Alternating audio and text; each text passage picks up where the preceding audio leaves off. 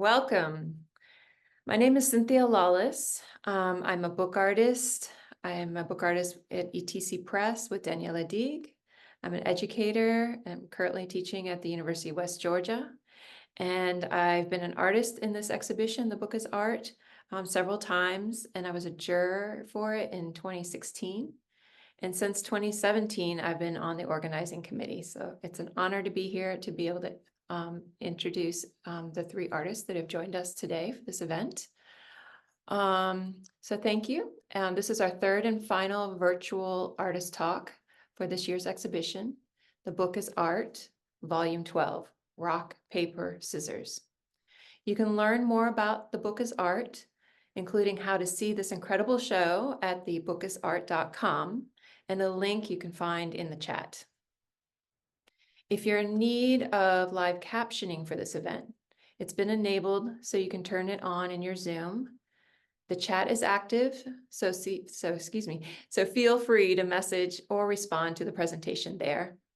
After we hear from our speakers, we'll have a Q&A where you can submit questions for the artists, either through the Q&A feature or in the chat. So please let me introduce our three artists tonight. Our first artist, Servane Briand, was born and raised in France, and she came to California as a young adult. She worked in high-tech, journalism, video game localization, consulting, and lots of freelance translation when her kids were growing up. She always had one foot in science and one in the humanities, from Greek and Latin to math and physics. In 2006, she took an art workshop which changed her life.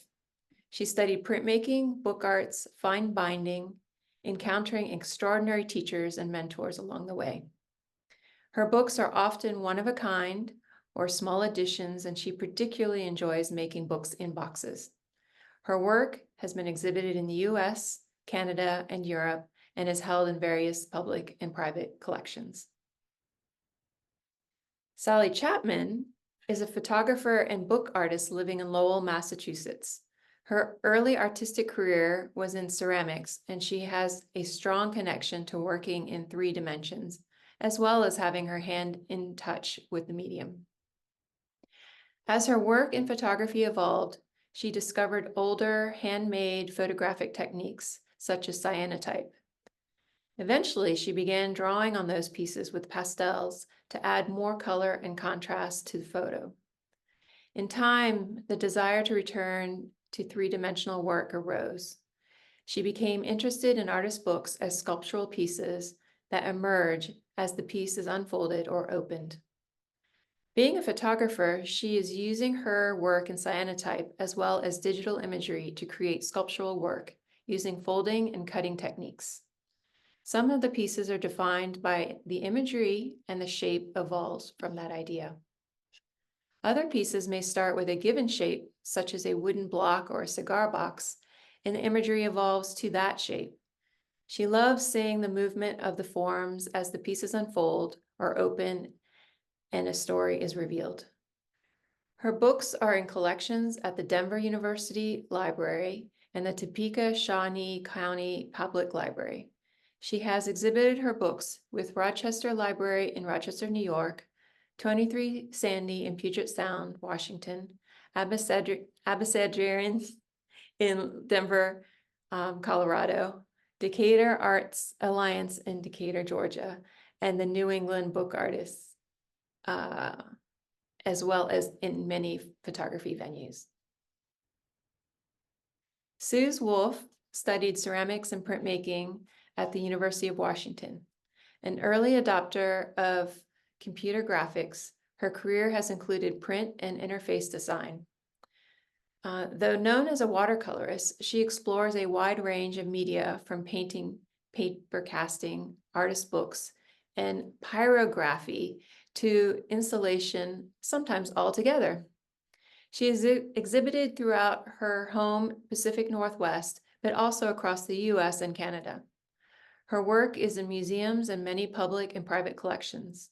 She has curated a large traveling exhibit, juried competitions from for municipalities and artist organizations, and contributed work to nonprofit fundraising. An installation of her burned tree portraits is touring museums 2019 to this year, 2024. She has received grants, stipends, and exhibits from the Artist Trust, Shun Pike, the Entrada Institute, Zion Natural History Association, the Museum of Northwest Art, the San Juan Islands Museum of Art, Missoula Art Museum, and the University of Montana. She has been an artist in residence in Zion, Glacier, Capitol Reef, and North Cascades, Olympic, and Great Basin National Parks. She was a test artist resident at the Grand Canyon Trust Remote Cane Ranch. She attended 9 annual plein air invitationals at Zion National Park.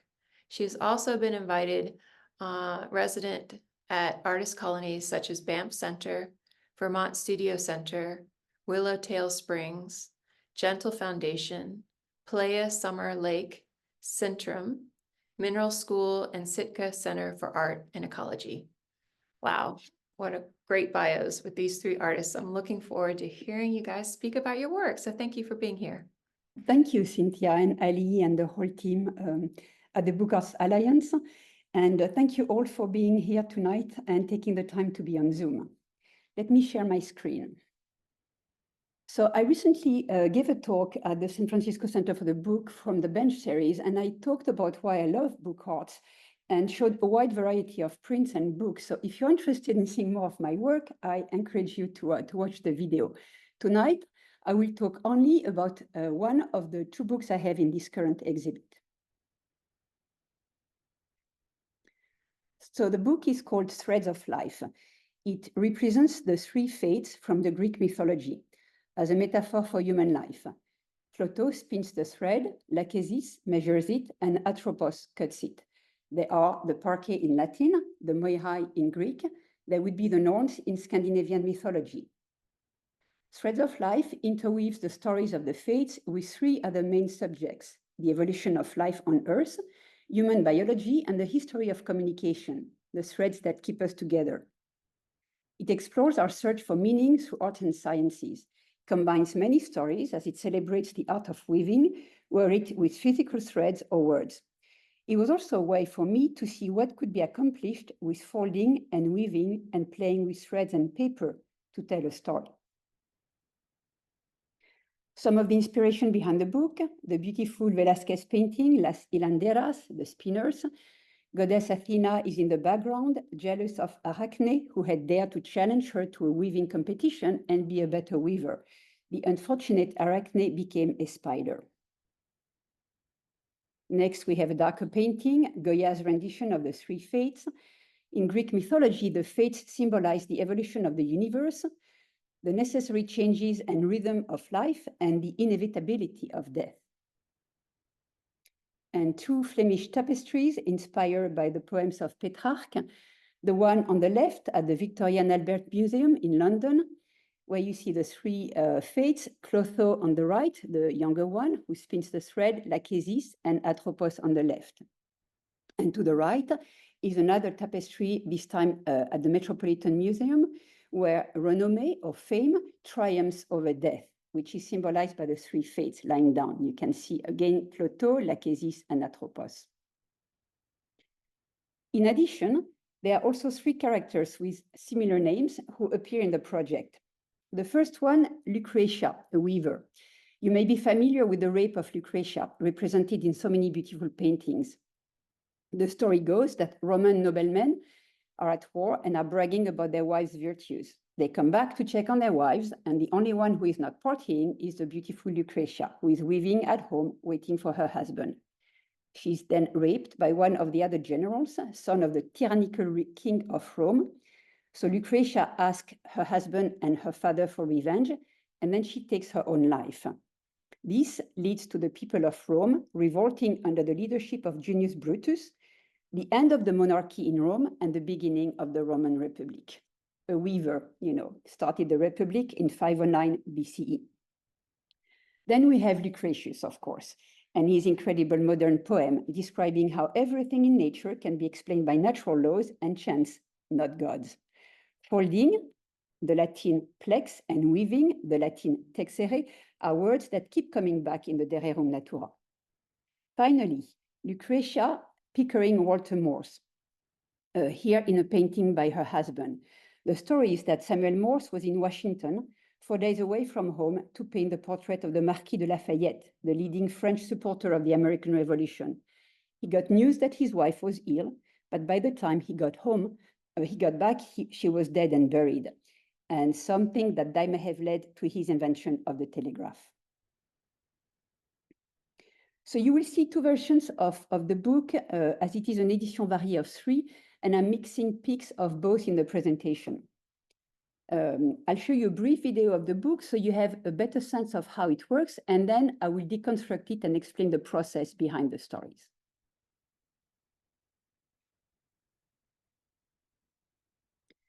So here you have the 3 characters.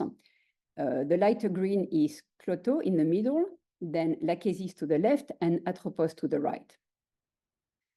The book opens as a series of vertical drawers, and it can be read vertically from the bottom drawer. You have the DNA threads. Then you have a single cell. Then you have a slightly more complex form of life in the form of a tessellation. Then you have 3 woven pieces which are made of paper thread. It's the technique of kigami and mohojifu, the Japanese technique of using paper to weave. Then you have the sketchbooks, which tells a lot of the story that went in for making this book. Then in the top drawer is the story itself. So this one is the story of the evolution of life on Earth from very simple elements to more complex forms of life, like the mushroom and hedgehog you see at the end. These books are digitally printed and hand-drawn, and then covered with beeswax for transparency. And there are magnets in the cover so that they can be handled more easily. The second story, Lachesis, is the story of Homo sapiens with the 23 human chromosomes. So same thing, you have digital prints on one side, actually on 2 sides, and then the hand drawings of the chromosome this time. And then the third one, Atropos, is the story of communications. So I use the Morse code to write the name of the 3 fates. And it's again digitally printed and hand-drawn.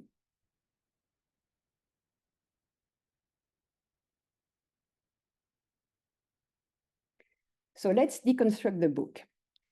Here you have the boxes, which are constructed of bookbinder's board, ready to be covered with jaconette. On the right, the boxes have been covered with the jaconette, and they are ready to be covered with with paper or book cloth. Here you have the boxes which have been covered. I've used, Mary Hart paper for this one. You have the articulated wall, which has been covered with jaconette and paper. It's ready to be filled in and also covered with paper. And to the left, you have the 3 boxes which have been assembled and are wrapped like little mummies. So as I said, the book can be read, vertically from bottom to top. And that's what we're going to do, deconstructing the book. So let's start with the DNA threads. They are constructed of cotton thread, linen cord, and bone beads, and knotted into a spiral DNA. And they're also color-coded for each fate. Then we have the single cells made of bookbinder's board, handmade flax paper, which I covered with beeswax to get the transparency, and then various elements, including a little mitochondrion made with my hair and some silk thread. Mythos is the Greek word for thread.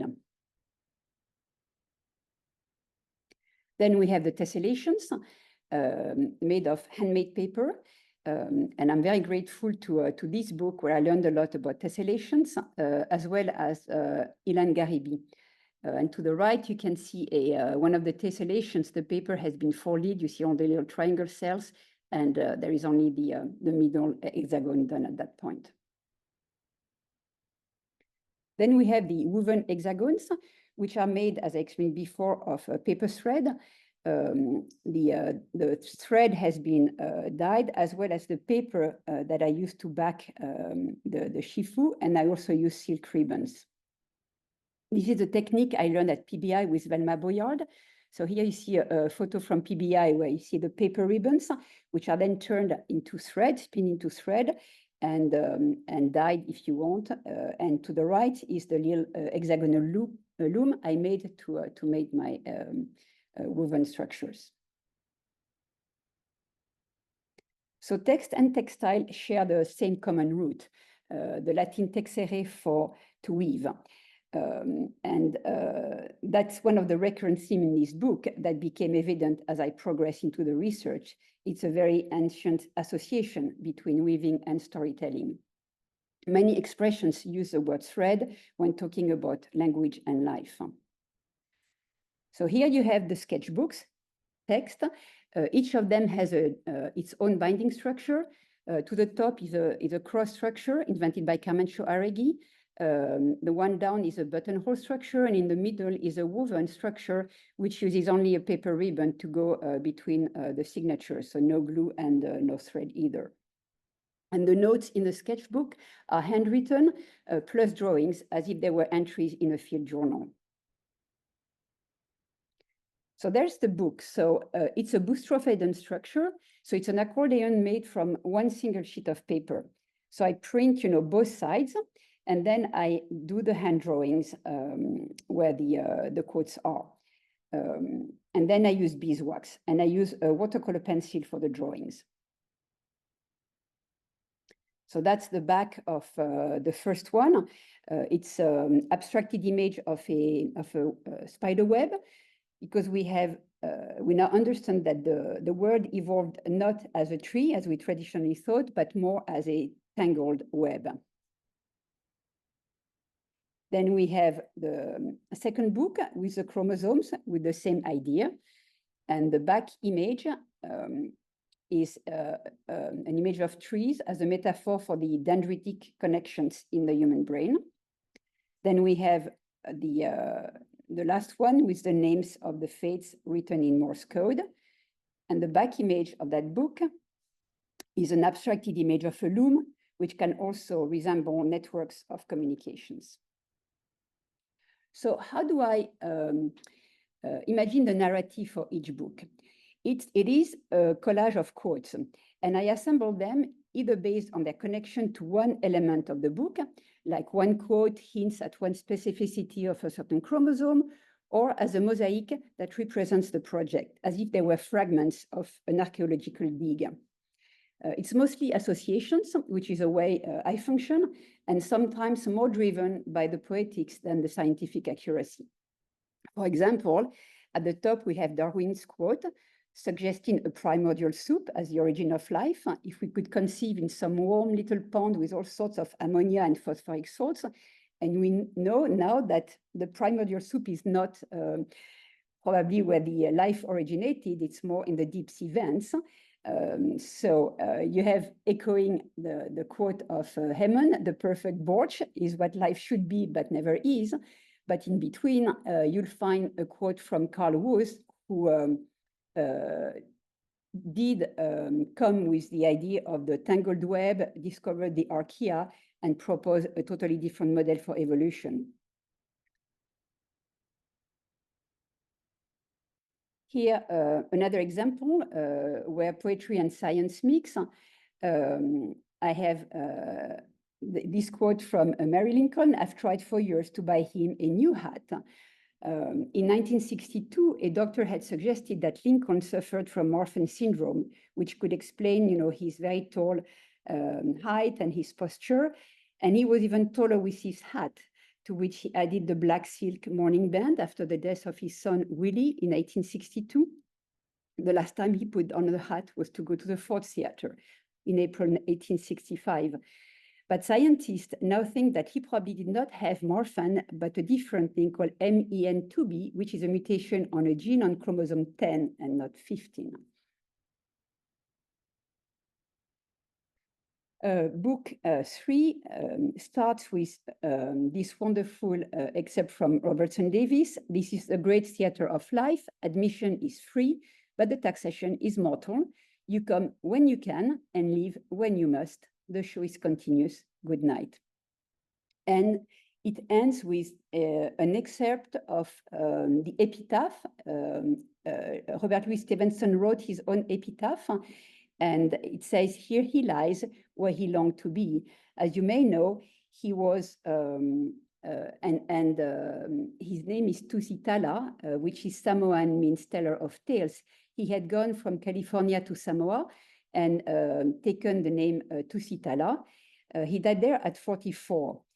And Tusitala is also the name for a group of jumping spiders. So we get back to the weavers. Actually, the jumping spiders do not make webs to get their prey, but they spin very fine threads as they leap, presumably to stabilize takeoff and ensure a good controlled landing. So I could not resist. If some of you are afraid of spiders, you may want to skip the next slides, but I had to share that with you.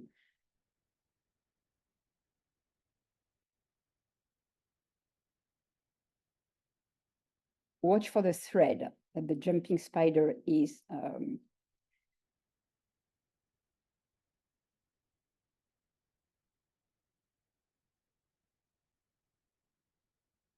quite something. I will end on this image of a simplified version I made of Threads of Life with my partner at the studio. We made that for Codex 2022. You can see that we kept, the stories of each book and the little elements like the shell and the little DNA and the Morse code.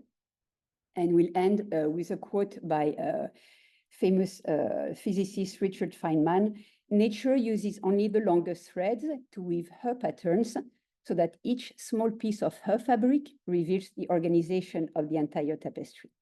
Thank you very much.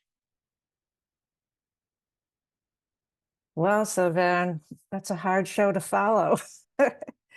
That's amazing, all the research you've done and how you've incorporated everything. But anyway, here I go. I'm Sally Chapman, and I will begin sharing my screen. I am very honored to be part of the Book as Art Rock, Paper, Scissors exhibit. I wanted to thank the Decatur Arts Alliance, the Dekalb Public Library, and the Georgia Center for the book. This is a wonderful show, and I'm grateful for being included with so many other wonderful artists. My main discipline has been photography for the last 15 years. For the last few years, I've been working in cyanotype and other photographic processes that were developed in the 19th century. And for people who might not know cyanotype, it was one of the original processes for fixing a photographic image. People have heard the term blueprints, and the original blueprints were made with cyanotype, or you may have played with sunprints somewhere along the way. My interest in making books came from a desire to work three-dimensionally. I also love the intimacy of the object and that the true nature of the piece is revealed as it opens. I've heard that there's going to be a white glove event in the coming weeks before the show ends, and maybe we can hear more about that at the close. But I hope that those of you who are local take advantage of being able to handle the books that are on exhibit and see how they move. My books do not have text, as I am predominantly interested in form, but there is always a story there, nonetheless. And it is important for me to have a subject, and in that way they tell the story. This is a flag book called Cactus Book. I was inspired by these large cacti that I saw in San Diego that sweep and twist around each other, and they're really huge. They're really wonderful. And you can see I've included the image of the book along the back fold of it too. This is one of my earlier books when I first was started and was very intrigued with folding. I'm still intrigued with folding. And I was constantly reverse engineering things that I saw by other artists. And I would find myself just lying in bed thinking of new ways to fold. And then, of course, I started doing research on the internet and discovered there was a whole world of book arts that I had really not been aware of before. With this piece, I modified the mat fold, and this is just one of many ways it can be displayed. And although cyanotype is on its own is blue, this is one I've added pastels to the color. In a nearby town, I came across a cigar shop that sells off their empty cigar boxes for $2 each. They're all made of solid wood and have a variety of shapes and sizes. The shop is really a trip. It's all these folks, mainly men, they're sitting around smoking cigars, watching TV, or playing cards in the back. It's a very friendly atmosphere, but luckily the boxes are outside the shop on a rack on the sidewalk. And, it's so intense in the shop that just going in to pay, for a few minutes, I find myself smelling of cigar smoke on the way out. But I've had a lot of fun using the cigar boxes as a base. And this one is called Blue Leaves. You can tell my titles are not too esoteric. Again, this is all cyanotype. The leaves are made by a cameraless technique where I draw on the white paper with the oil pastels before applying the water-based cyanotype solution. And although it's hard to tell in this slide, but the bottom incorporates blue transparency to simulate a pool of water. This is one of the first pieces that I started using transparency film. And you can also see that it's a photographic image that's wrapping the box underneath the leaves.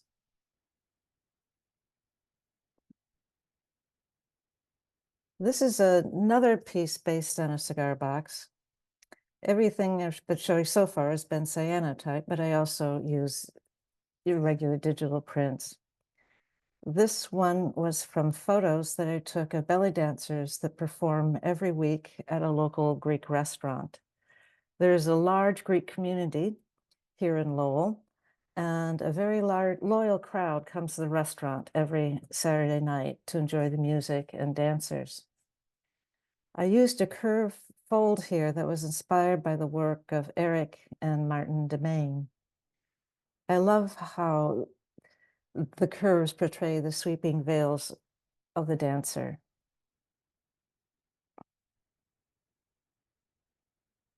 Now, if you had watched the first talk in this series by one of the artists was Donna Stepien, she spoke about creating a wave book for the Kate Bound show with the New England book artists. I am also part of the group that we call NEBA. My book called Wave was also created for that show, which was held in a gallery on of the Cape Cod Community College. The guidelines for the show were anything that comes to mind when heading to Cape Cod, be it landscape, food, water, etc. Now, at this point, I had never met Donna and didn't know her, but that we're both inspired by waves is not surprising. Most of us can spend hours watching the waves come ashore. But what I love is how we both interpreted that idea in such different ways. I used transparency film which is the same material I use to make the digital negatives. Here, the tool becomes the medium. I used a wet cyanotype technique on the film for the water. The froth of the wave was added with oil pastels. This piece is now in view at the Manifest Gallery in Cincinnati, Ohio, in a show called Corpus, the photo as object. This is one of my pieces that is in the show at the library there. And when contemplating pieces to enter into this show, I mean, the title being Rock, Paper, Scissors, this piece came to mind. It came from a photo of a rock face that I took while hiking in Maine. The photo is rendered with a tone cyanotype technique. Again, I use a wet cyanotype on the transparency film to simulate the stream. The varying depth of the folds relate to the variety of the rock face. The shapes are maintained when hanging by the double-layered accordion fold with shorter peaks behind. The cover is a straight image of the rock face on the transparency film, and just gives you a hint of what is to come when opened. And it's a larger piece and is around 48 inches when hanging. And here's a detail of that. And you can see how the transparency somewhat reveals the rocks underneath, and some of the patterns it creates suggest the pooling of the water. So I hope you make it in to see that piece. For an exhibit that I put together here in Lowell called The Book as Sculpture, I had a space with a window. I decided to take advantage of that to create a fully transparent piece. I mean, most pieces I make are an experiment of some sort, and I had to do a lot of research for this one and built a maquette to figure out how to make the idea work and how to join the pieces. It was another challenge to go from the small maquette to fabricating at the actual size. The finished piece is 19 inches wide by 29 inches high. Again, using the wet transparency or wet cyanotype on the transparency film, and drawing on it using oil pastels. Only the front side is the cyanotype. The back panel is also printed on transparency, just using only black and white, and it's a photo of rocks from the shore. And then it all collapses with the cord pulls. The idea was as if to be viewing the ocean from the point of view as a scuba diver or snorkeling. And here's a detail image of that piece.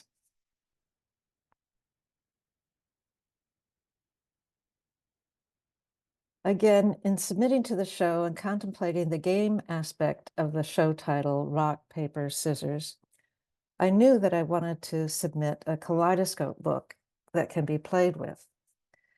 This is called a sampler, as I selected images from pre-made pieces to use in the manner that a quilter might select fabrics.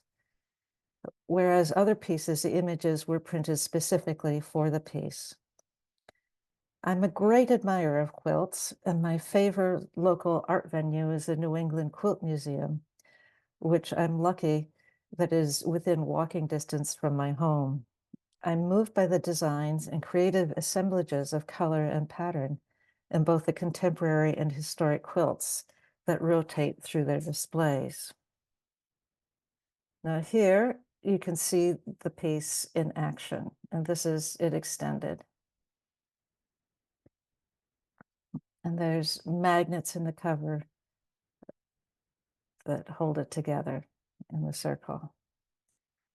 So the sampler becomes an exploration and a surprise as it rotated. With the forsythia sampler, we start with a sunny spring scene of forsythia.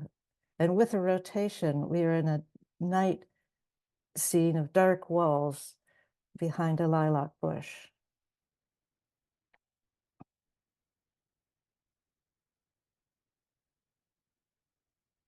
Another turn, and we are in the mystical realm.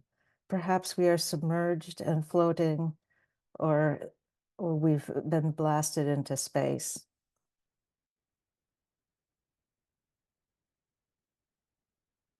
And then we are back into the light with a reassuring figure extending a hand.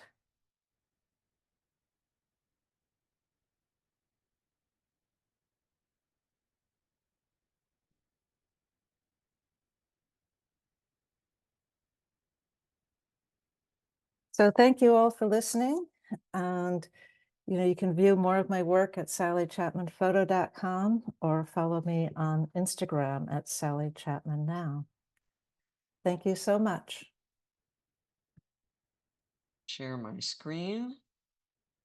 Click the button. Okay, there we are. So I'm a big outdoor person in the Pacific Northwest, and I started noticing all these patterns on the trees and on bark on the ground. And I got so interested in it everywhere I went that I've been working in a series now for, I think I'm working on book 42 now. These bark beetles are everywhere there are trees, all kinds of species, although I've specialized in conifer.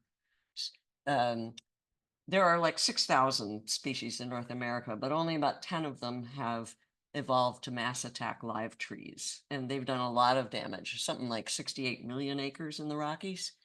And they can actually kill a tree in 5 to 7 days. They girdle it effectively, but they chew these fantastical patterns.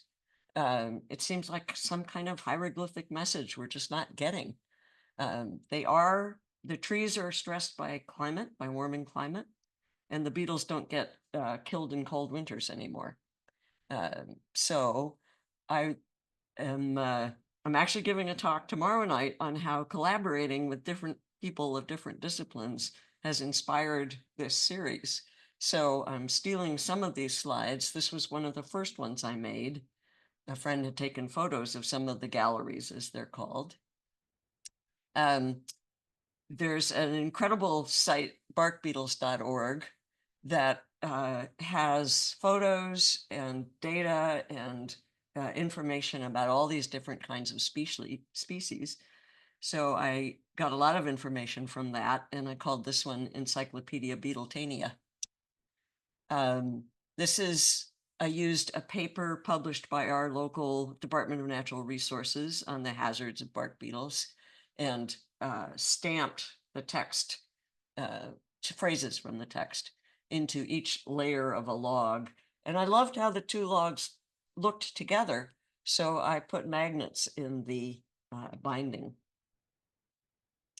A fellow gave me some wonderful, beautiful Alaska yellow cedar, and I was doing a residency at Gentel in Wyoming, and King Saddlery is the oldest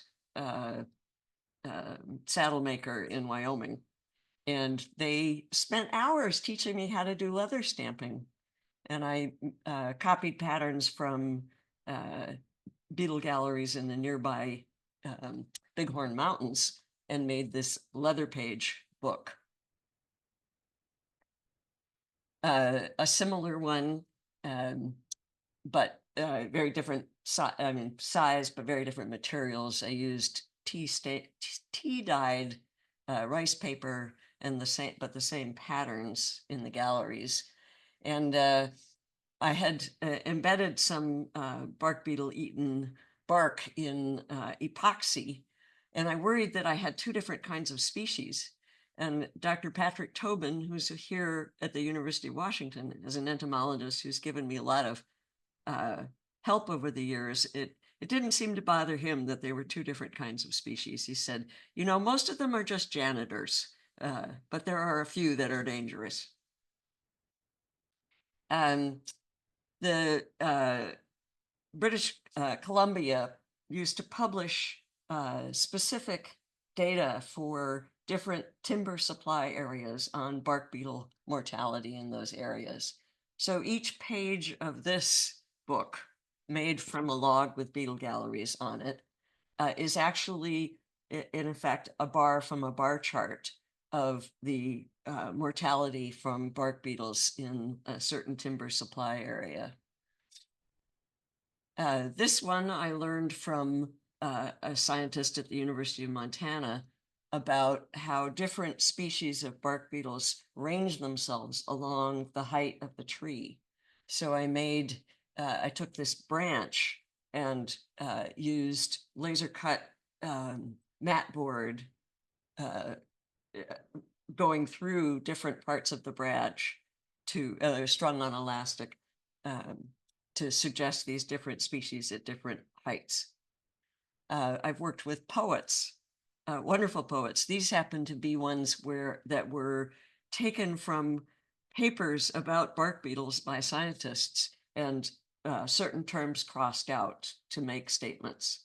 And they were laser cut on cotton vellum, or laser etched, I should say, on cotton vellum and bound between branches. This one, I was interested in the origami of some of the previous books we looked at just now. I found a paper that was actually written for a method to get a cylinder out to the space station in a flat package. And it was an engineer and a mathematician who wrote this fold called the triangular helical cylinder fold, which I adapted. The book actually has maps of beetle depredation over time in a certain area of Washington state. And as it unfolds, you can see the data change. And I got the data from the Forest Service. The curve of loss here, there's a scroll, and it's the amount of acres lost to bark beetles in the Rockies from a paper from the Union of Concerned Scientists. This one, I learned mold making from a local instructor, and got help with paper pulp casting. I made molds of different beetle galleries and embedded them in a large log that had obviously had a lot of mountain pine beetle depredation. That's a good one. It's about 80 inches when it's all unfolded. This one, again, with help from both the offset printer and Dr. Six at the University of Montana again. This is the base pairs for messenger RNA for a gene that turns on some of the tree's defenses. She studied how certain trees survived bark beetle attacks. And it turned out they emit fewer of less of the chemistry that the beetles sense when they decide which trees to taste. And so in a study of white bark pines in Montana, only, I think it was 7% of the white bark pines survived beetle attacks. And so those two dark pages in this cylinder that unrolls around a central hole, those two dark ones are the quiet trees, or the percentage of quiet trees. This one is one of the ones in the rock, paper, scissors exhibit. It's the longest book I've ever made. It's from a branch, and I, again, was addressing that concept of spatial niche partitioning, that different beetles range themselves at different heights along the tree.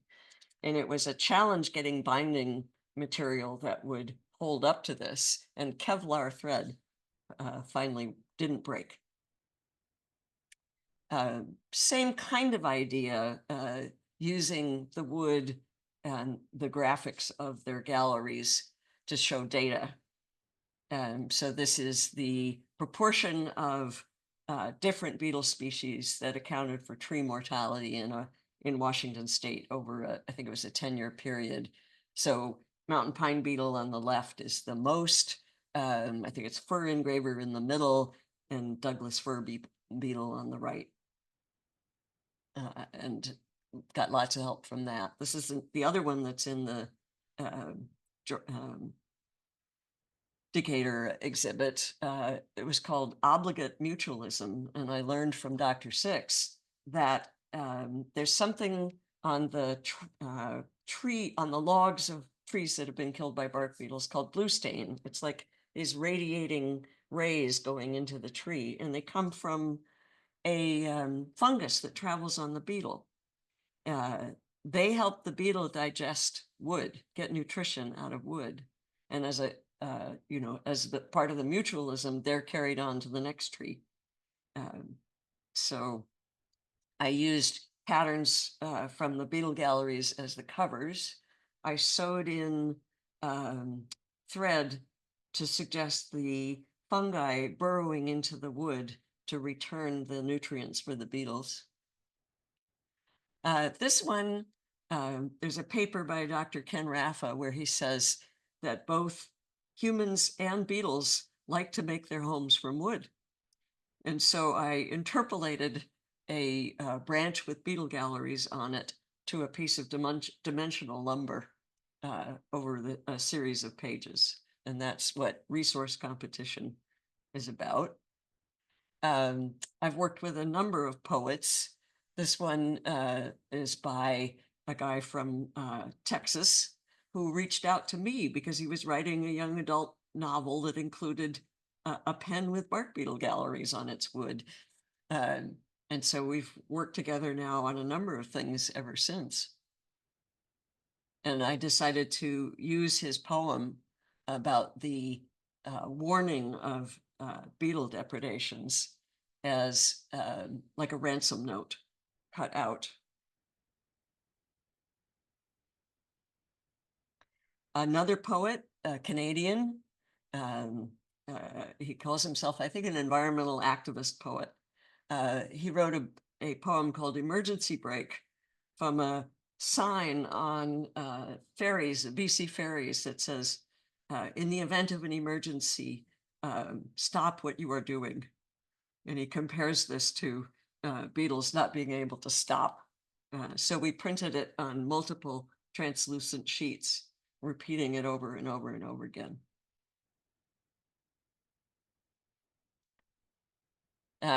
Below the bark, in collaborating with Ellie Matthews on that last piece, we were debating how to make a cover for this, and she suggested maybe that I paint ponderosa bark.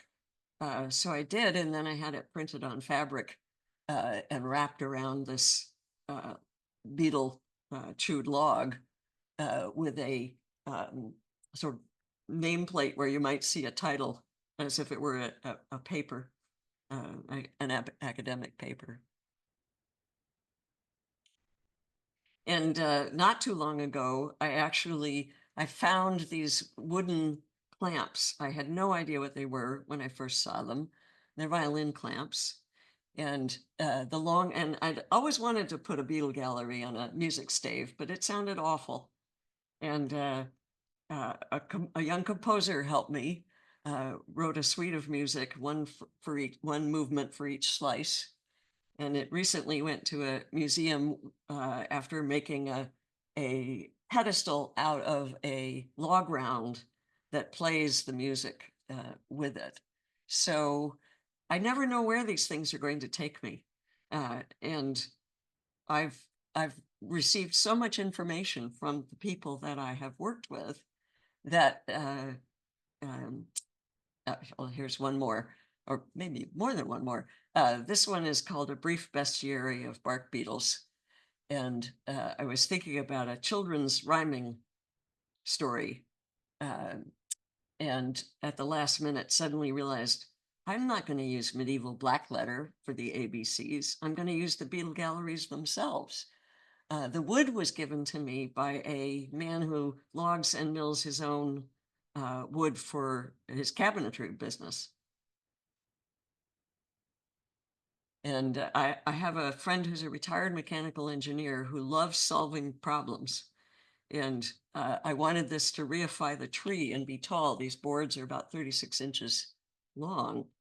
And there is some challenge to that. But he helped me figure out a way to support a straight pole with beetle galleries on it and have my board pages not fall over. Couldn't do it without him. And I should also say Dr. Tobin, who has helped me with lots of things. They have a cabinet of samples, and I've gone and made rubbings, and he's helped me identify ones that I couldn't identify myself. And what I'm working on right now, I saw a bald-faced hornet's nest empty, and I suddenly thought, insect paper. Why haven't I ever tried to do anything with insect paper? And that led me down quite a rabbit hole of research, like why I couldn't get it to meld with paper. Turns out they're slightly waterproof.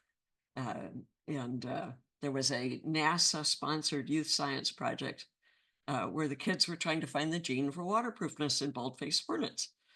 And I wrote the advisor, he said, try a little dish detergent. And so I'm working together with a paper maker. We're planning on doing a compare and contrast bald-faced hornets and bark beetles. They both chew wood to lay their eggs. So you can see that this is about climate underneath, but an ongoing exploration of form, materials, ideas, science, and the number of people that I've been involved with in doing this and had help from and learned from is a kind of inspiration all by itself. And that's the sort of meta lesson for me. And what I've learned in doing that is, you know, to find out who's working on it, reach out, but mostly do your homework first, because those guys are really busy. To listen really hard, try to read their work as much as you can understand, offer thanks in whatever form is apt. Figure out what you can do for them. I've gone on field trips. I've helped them find wider audiences for what they're doing. I always give them credit. You can invite them to your events and either help if you sell the piece, and I'm proud to say quite a few of these have sold. You can either donate to their cause or pay them if you can't, reciprocity. And I'm not going to go through all of these, but these are some of the many people that have helped me and inspired me. That's it. Wow. Fabulous. Fabulous work, all three of you, and fascinating information. I've learned so much. I've got some questions. Maybe you have some questions. I don't see any questions in the Q&A currently, but the one question I can quickly alert you to an answer that's in the chat, and it was about the White Glove Day. And there will be such a day. It's the last day of the exhibition on October 28th. And it's from 1 to 5. So if anyone's in the Decatur area, please come on out, and it'll be the last chance to see the work and before it goes back in their boxes. But I've had a chance to gallery sit a few days, and it's just been wonderful to spend time with the work. And also what's really wonderful is watching the different guests come in and see which ones that touch them and what they gravitate toward. And I know there's quite a few who are excited about seeing the work on your books on that day. So should I start with a question, or do you guys have questions for each other? Okay, I'll go.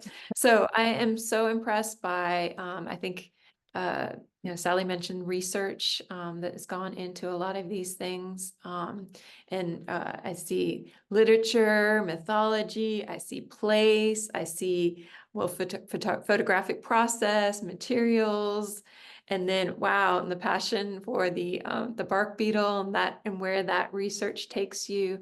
So yeah, so when do you guys know that this is a book?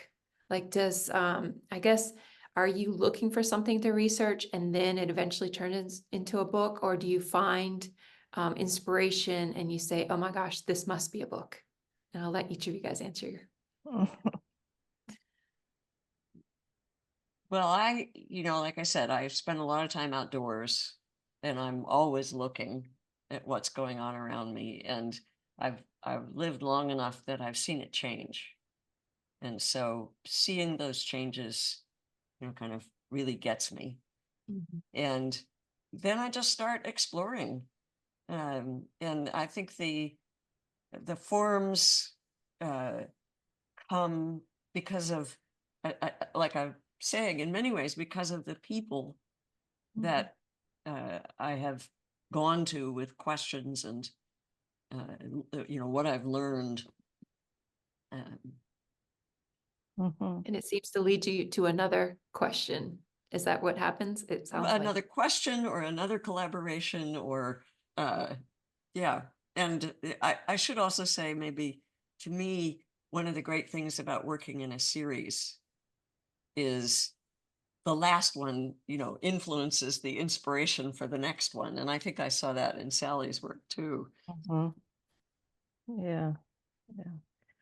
I think for me, I mean, I'm not as research oriented in the same way as both Suze and Servane, but I think that for me, I'm more material oriented, and it's sort of like where the materials take me. And as Suze just said, one idea leads to the next, and there's always what if we do that one just a little different, and it keeps going. I see you're also very curious about your surroundings, and your place is coming through on your work in lots of different ways. Yeah. Good. So, Servane, would you like to? For me, it's I think it's cross-contamination. Really, what I encounter, materials, techniques I want to try. I love to combine everything. So, and I always work on different projects at the same time. Oh, And I do a lot of collaborations. So same Okay. thing with poets, with other artists. So it's a constant. because your work seems very complex, and it seems like you may have started out with one idea and then it just kept blooming in lots of different directions, and you've included that in your work, which is fascinating. You have Some projects are more simple. I reassure you. the one book you spent most time on. It seems like there's this book, but then all the things that led up to create that book, the building blocks. Yeah, I had a question about that, because you showed kind of the lower drawers, like the one began with the thread. Is that the same across all the books? Yes. And then the top book is the one that changes the most? Exactly. The sketchbooks and the top books are the one that changes the most. Yeah. Great. I mean, they're incredible. I mean, I'm just so impressed with the whole construction of that, each one on itself, and then they kind of fit together. I mean, it's great.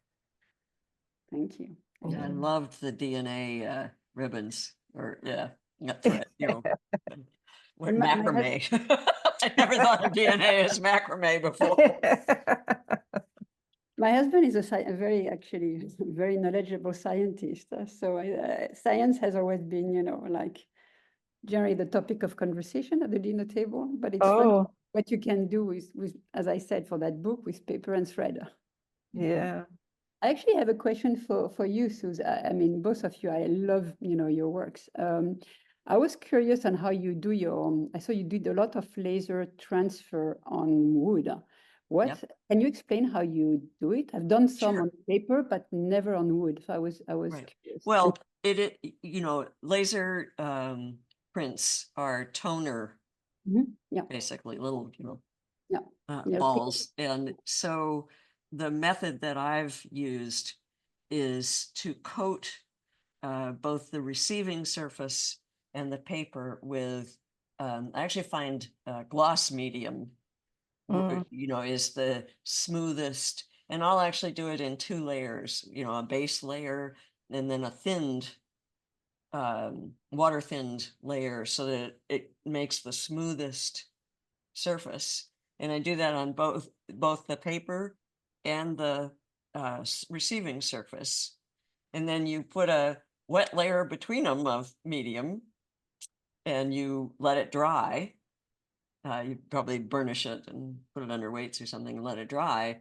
And then you dissolve off the paper Mhm. with water. Yeah. It works. It seemed to work beautifully on wood. I was very impressed with the. Yeah.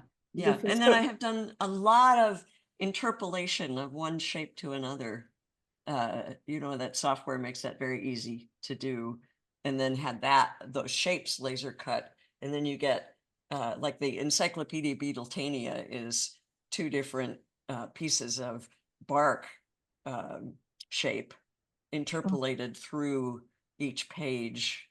And then I actually imitated the Beatles myself with a Dremel to make their Uh-huh. galleries. But there's a patinaed copper plate that has their common and Latin, or binomial name. Yeah.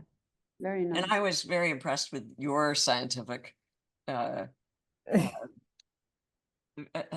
trying to think of the right word, but something along the lines of conversational scientific understanding and explanations for the rest of us.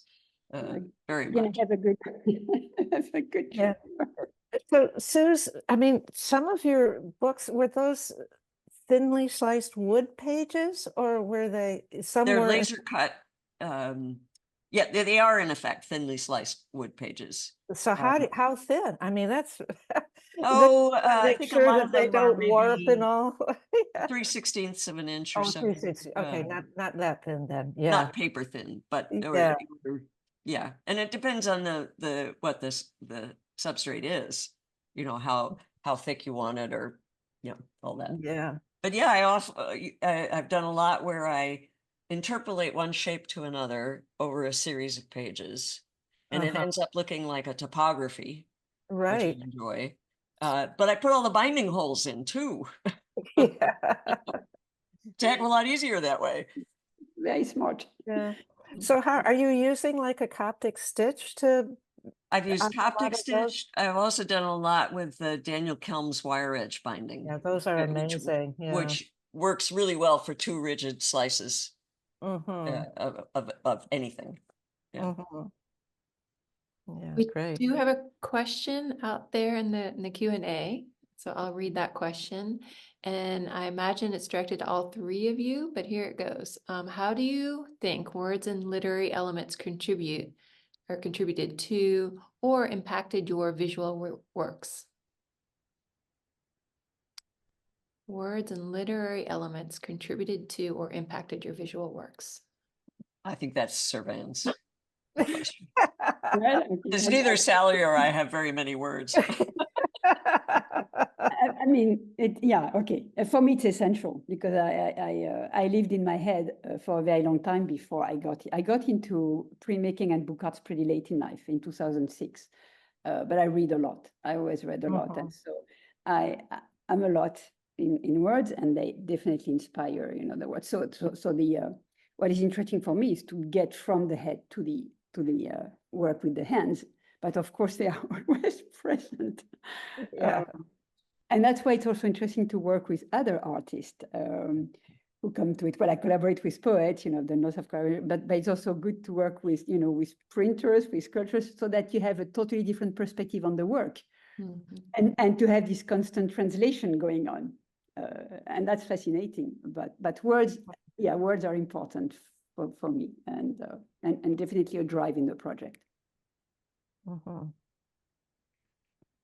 Now, I'd argue, Suze, that you are also working with words, like a connection They're not visually. usually with in the book. Okay. But there's You something work that with you're some referring to. poets, but Yeah, no, it's true. I have worked with poets. You're right.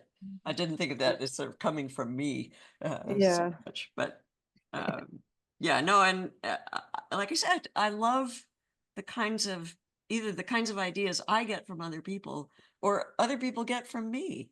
Mm-hmm. And I think one of the things that the scientists like, it's another way to talk to people about what they're working on. Mhm. Yeah.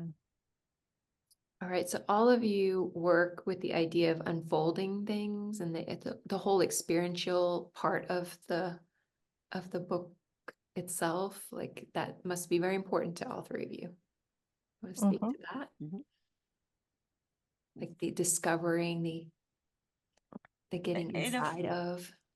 well, anyway, I've often said that I like to make small kinetic sculptures that use bookbinding techniques.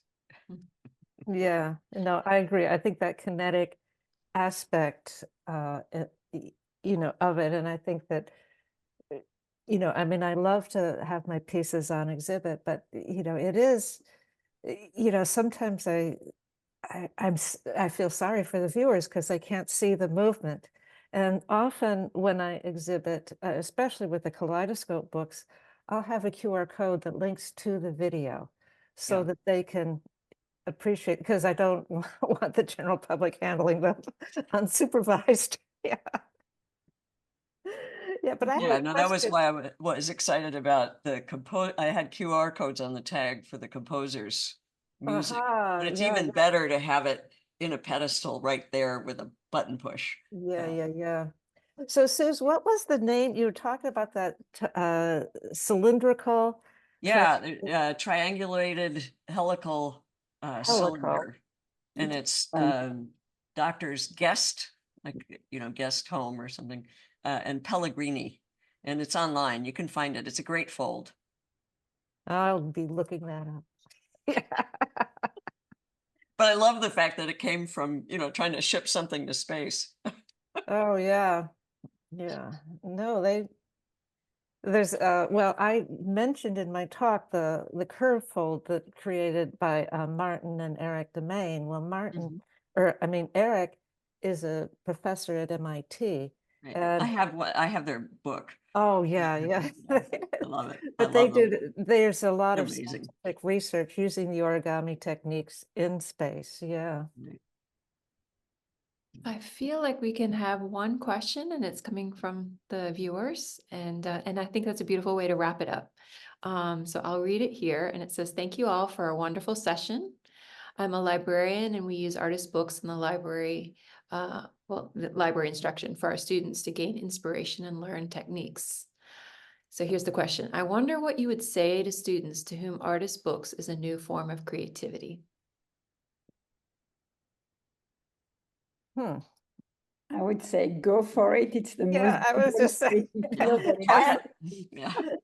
have fun and play, and just see what happens. Try all the materials that are at hand and every technique you can learn. And I also a book is owned by a local university here that has students on their acquisitions committee. oh, that's fantastic. And when they bought this book, the staff person said, "The students love your work." So that would be a recommendation to me, is include some of them Yeah. in your explorations and decision making. I agree, exhibiting at Codex and seeing the young people and students get completely excited is just a thrill. Mhm. And the conversations that, go everywhere. It's just fantastic. Yeah. Yeah, great. Beautiful. Thank you very, very much for taking time and sharing what you have with us. I feel like it deepens our experience with seeing the work. I can't wait to go look at these books again after hearing you guys talk about this. And I'm delighted to meet you. Yeah, thank you. This has all been great fun. It has. It has. And no, this is recorded and it'll be available soon on the website for the Georgia Center for the Book. .org and under events, so you can watch this and then the other two that came before this talk. It sounds like you already have. And then, of course, just to remind you that the website bookisart.com has all the work in there, and then also has a few of the prize winners in there. So I feel like Sally, I think you have one that's been purchased by the SCAD. Artist Yeah, I was thrilled to see that. Yeah, that they purchased Congratulations. the Kaleidoscope book. That's very cool. Yeah. So thank you very, very much and have a great evening. And I'm glad that we have this always to refer to too. So Okay, Thank great. you. Thank you. thank night. you very, very much.